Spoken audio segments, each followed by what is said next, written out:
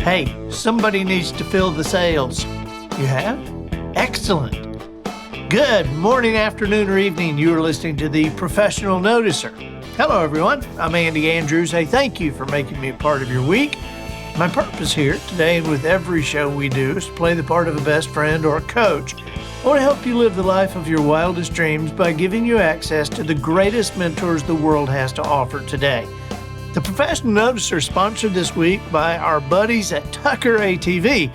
You know, the stuff they have, the power of sport products at Tucker ATV are it's unbelievable. The Hustler turf equipment, the entire line of Echo power tools, stuff you haven't seen. And of course, Tucker ATV carries every make and model of Polaris ATVs. They have the big Polaris side-by-sides, the even bigger Ranger Crew. And you just have to see the showroom. I mean, the taxidermy, the antique displays, and an indoor porch with a porch swing. It's comfortable chairs, television, free coffee. Just stop in and meet Shannon and Lisa Tucker. They are awesome. Read what Lisa writes on Facebook. She is so funny. But Shannon and Lisa treat customers like family, which is why folks from 14 states have done business with Tucker ATV. Highway 43 North in Jackson, Alabama, Tucker ATV, the small town business with the national reputation. Observations and answers, that's what we do here on the Professional Noticer. And as you know it, we love it when somebody comes to the table with both. We have today a guy that I met years ago who's just come back into my life. He's a former Special Forces Green Beret. He's a bodyguard. You can make a living doing that. Yeah. And he is also a best-selling author. He has a new book out. And I'm excited about this one. It's called The Asset Mindset, a Special Forces Perspective for Achieving Success. Please welcome Daniel Fielding. Daniel, how are you? I'm great, Andy. It's great to be here. Great to reconnect. I'm super excited to share the asset mindset philosophy with you and share it with all your viewers. Now, you're in Nashville today, right? I mean, that's where you and your family live? Yes, sir. Yep. My wife and 3 children. We all live in Nashville. Wow. How old are your kids, Daniel? My son just turned 16 in August. My youngest is turning 5 in about 4 weeks. And my middle child, Hazel, she is 7. Wow. Very cool. How did your military career start? I'm assuming that was kind of the beginning of your branching into what you do now, and it was also a great learning time for you. Yes. The military was pretty much the culmination or the real mold that forged me into the man I am today. I'd already had a lot of the pieces of the puzzle, but the military really helped me put it all together. I did martial arts when I was younger. After college, I volunteered down in the Dominican Republic, helping build an orphanage down there. So I was already doing things to give back, but then 9/11 happened, which changed the world and changed my life forever. I sat there watching what happened, and I wanted to do something about it. And I saw troops deploying that were saying goodbye to wives, children, and I figured the best way to support the troops was to be with the troops. So that's when I started talking to recruiters and figured out what I wanted to do, and I wanted to be a Green Beret. Now, how did you get to do that? I mean, do you get to choose that path, and then if you can hack it, you can stay on it? Is that what it is?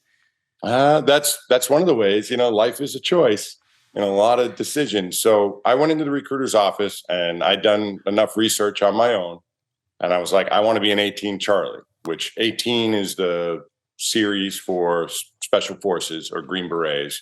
And then the Charlie is the engineer on the team, because I came from a building background. My father was a builder and a carpenter, master carpenter. We built many houses in and around the New England area. But getting back to the story, I go into the recruiter's office, and I'm at that time 27. I'm like, I want to be a Green Beret. And he's like, I don't know about that. Have you ever been arrested? And you got to take these test scores, and you got to, reach certain requirements, GT score levels. And I was able to do them all. And I was a smart kid, avoided trouble. Not to say that I never did anything wrong, but I learned. You just didn't get caught. Maybe that's why I was good at Special Forces. I didn't get caught. So your Special Forces career, just give us an overview of that.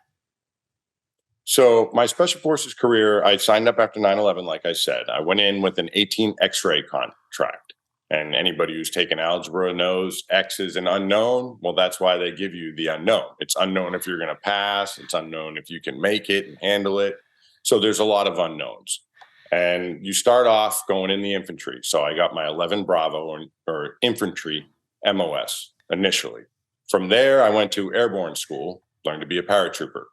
After going to airborne school, then that's when I left Fort Benning and went to Fort Bragg, now Fort Liberty, and started the selection process. And I was able to make it. And it's been one of the greatest things I've ever done in my life. And I am so honored to be a part of that regiment. There's people that use analogies like I walked among giants, and I really feel that way. Some of the men and my friends that I know that are close are just the most amazing human beings, have overcome such adversity. And to see them do that just motivates me more. And that was part of what helped me establish the asset mindset, because they all have a certain way of thinking. Unpack that for us, because I know the asset mindset, if I'm not mistaken, is the opposite really of a negative mindset. And so explain your terms, Daniel, and unpack that a little bit for us. Okay, I'd be glad to. So the asset mindset is when you start looking at your life and yourself. Number one is you need to realize you are your greatest asset in life. Nobody can affect your life more than you can yourself. You have to go to the gym if you want to be, in better shape. You have to eat healthy. Nobody can do that for you.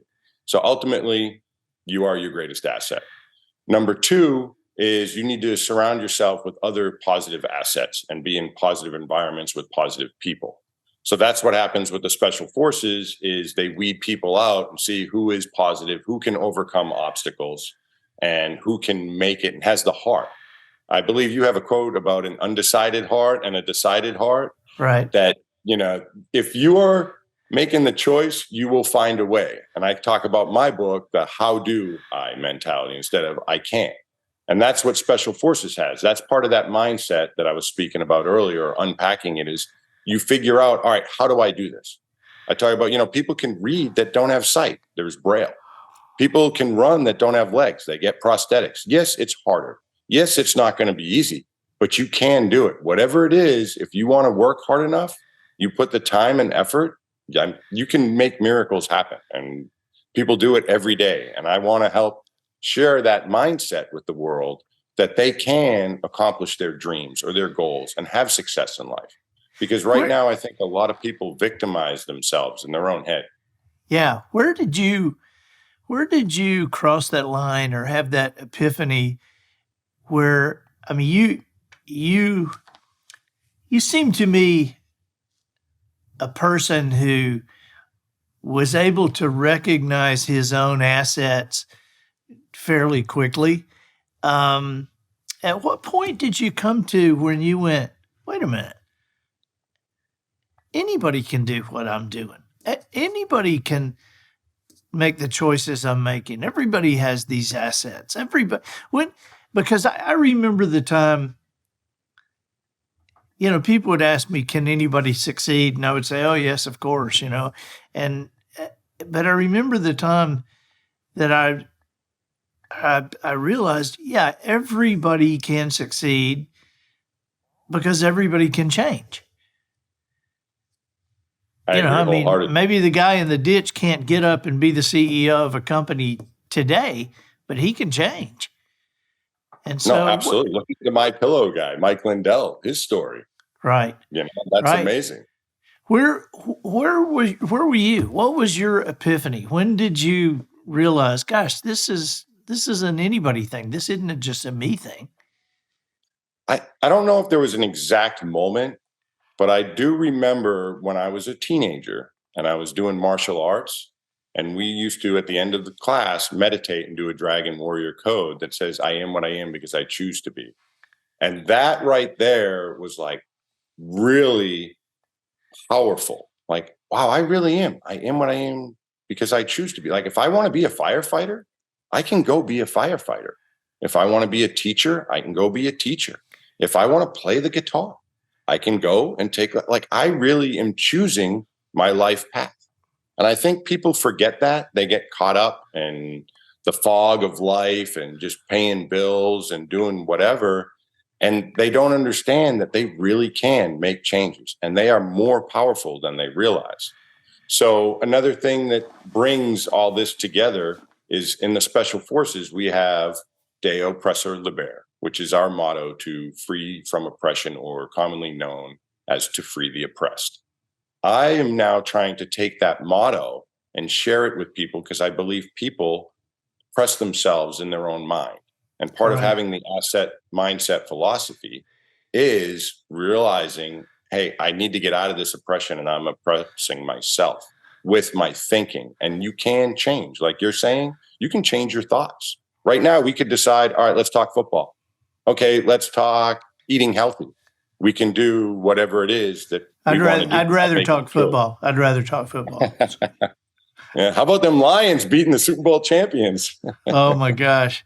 But you're exactly right. We can change our thoughts. We can, our thinking determines our choices, but we can choose our thinking. So how do we develop, and I'm sure you've studied this through the years as you have, because a book like this doesn't get written in several months. A book like this takes years and years and years before you actually start writing. And so how might we develop what you call an asset mindset? Number one is you need to take some time to yourself and figure out what your passions are. If you don't know what your goals and dreams are, how do you make choices on what you want to do to get there? So I talk about in the book a lot of backwards planning. This came out in the military as well, because we would always say, hey, what's our end goal? What's our objective? And then we would plan backwardsly, all right, if we're going to be there. Is that a word, backwardsly? No, probably not. I think it's going to be a word for me now. I like that, backwardsly. Yeah, come on over here and do it backwardsly. All right, go ahead. I'm sorry. No, it's all right. Hey, I'm a human. We all make mistakes. We all learn and grow, and I can change. No, and I don't think that was a mistake. I think that's a great word. I'm going to use that one. But yeah, so backwards planning, I think that's what people need to do. So you start off, what is it you want to accomplish? What's your next goal? Do you want to have a house? Are you wanting to change your career? Whatever it is, take some time to yourself, figure out what it is, and then you can do backwards planning and start going there. I mentioned playing guitar. If you want to play that, well, maybe you find someone that can teach you. Where do I go to classes? So that's the backwards planning. Like, that's my end goal, is to be able to play. Now, wisdomharbor.com, $27 for the entire year. And one of the things on there is Jimmy Yeary, Songwriter of the Year with CMA, teaching guitar lessons. That's fantastic. I mean, so there you go. That's where you go. All right, keep going. I'm sorry. There's my interruption. Oh, it's fine. It's fun. I'm enjoying this, Andy. It's great to see you again, through the computer screen. Yeah. But anyway, I think it's very important that people stop making excuses, and they need to understand, like you've talked about, adversity is a precursor for greatness. For me to be in Special Forces, I had to go through a lot of adversity. People are like, wow, that's amazing. That's a great accomplishment. Well, it didn't just happen overnight. It takes time. And I also talk about where time is a fantastic asset. If you add it up, you talked about writing a book. You are a writer.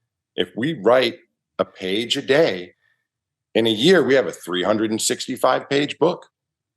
And people need to understand that power of dedication or discipline and using time as an asset. You don't have to do it all at once. A lot of people want that instant reward, especially younger generations now, where everything comes so fast.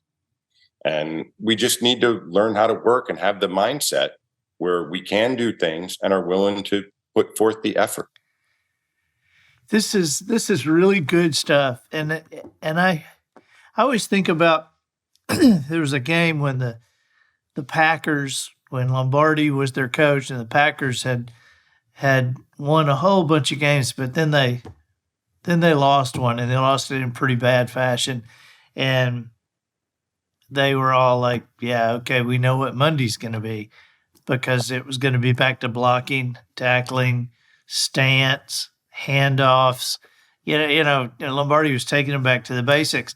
And it's amazing how many times I've noticed in my business working with people, how many times we get into the graduate course kind of parts of life, and then we forget that graduate course stuff is getting off kilter because we weren't paying attention to those fundamental ground movements.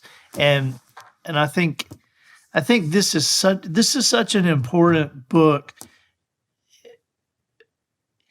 It's a great book for everybody, but this is a great book for young people.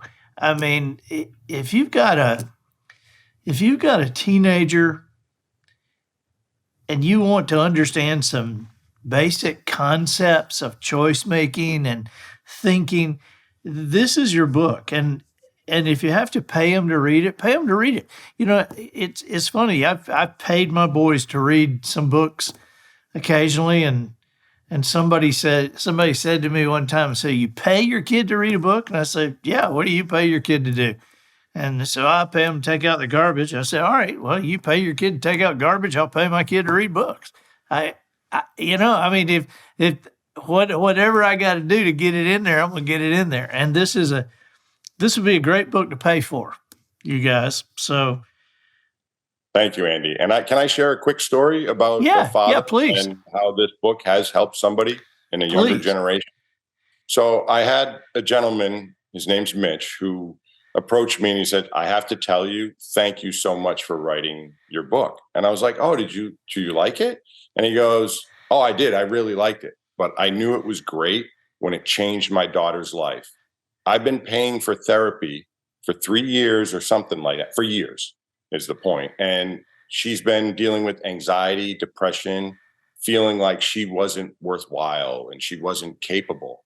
He goes, she read my book, and in a week, she was a totally different person. She felt empowered, understood that her choices actually mattered, and she could change things. And that was so powerful to me. And he was like, I'm buying all my nephews, my nieces, all these younger children that are in my life, or teenagers. He goes, I'm buying the book for Christmas. And that's what he did last Christmas. And that was one of those moments for me, an epiphany. Like, I am really helping people. Yeah. And this is making a difference. Good for you, Daniel. This is a Simon & Schuster book, and I can't recommend it enough. Daniel, I guess I would love to have, as we go out, give me a story. Give me an example of an asset mindset from your career. Okay. So one of my favorites that I love to use, and this is showing how people can think things are impossible and can't happen. So there's an event that happened in Afghanistan. We were doing a mission. We had a regular Army unit attached to us, and they had a young driver, and he actually went off the road and got stuck in a ditch, and it was sandy, and it dug right into the vehicle, and they were trying to get it out, and they couldn't get it out. So they were called over the radio like, hey, we're going to have to stay here overnight and try and get a helicopter in here to sling load it and get it out tomorrow. And obviously, staying outside the wire, sitting ducks in a known position is not good. So my ODA, which is an A-team or Operational Detachment Alpha, a group of Green Berets, we're like, we'll be right over there. And we went over and we're like, no, we'll get this out. And they're like, no, we tried, it's stuck. And we're like, no, set up a perimeter, set up security. We're going to dig this out. And we started to, and it took a while because we only had hand tools. We had shovels, couple pickaxes, different things. But my team, we dug in there. I mean, I talk about, we attacked that truck like it was a bone, that we were a hungry dog, like we just were getting in there and digging at it. And we started to get it moving and rocking. And all those people that said it couldn't be done slowly started to believe, wow, it can be done. Then they started getting in there and helping and digging and pushing. And then we got it out. And after we got it out, I would say there was 3 or 4 regular Army soldiers that were then like, we're going to go Special Forces. We love the way you guys think, and to be able to do that. Because they were saying it was impossible, like it couldn't be done. And we came in and we showed them it can be done. And why? Because we didn't have that, oh, I can't give up mentality. We said, all right, how do we do this? Let's get to work.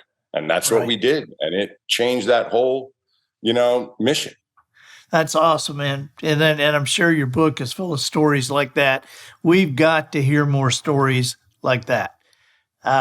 People that, I think it was Henry Ford who said it.